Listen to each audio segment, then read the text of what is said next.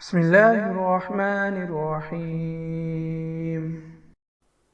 سونے سے پہلے وضو کرنا مسنون ہے۔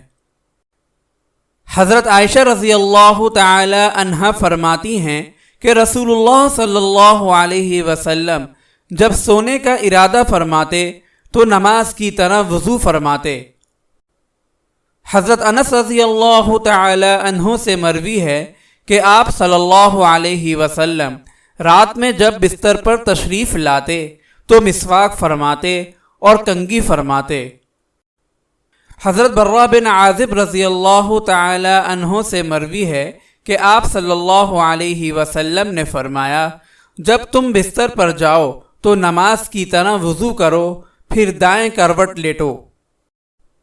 فائدہ: آپ صلی اللہ علیہ وسلم کی عادت مبارکہ باوضو آرام فرمانے کی تھی، اور آپ صلی اللہ علیہ وسلم نے باوضو آرام کرنے کو فرمایا بھی ہے، اسی وجہ سے وضو کر کے سونا سنت ہے۔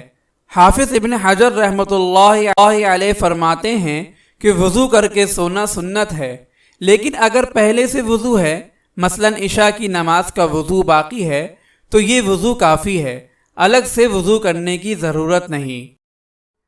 اگر آپ اس صدقہ جاریہ میں شامل ہونا چاہتے ہیں تو چینل کو سبسکرائب کریں اور لائک اور شیئر کرنا نہ بھولیں۔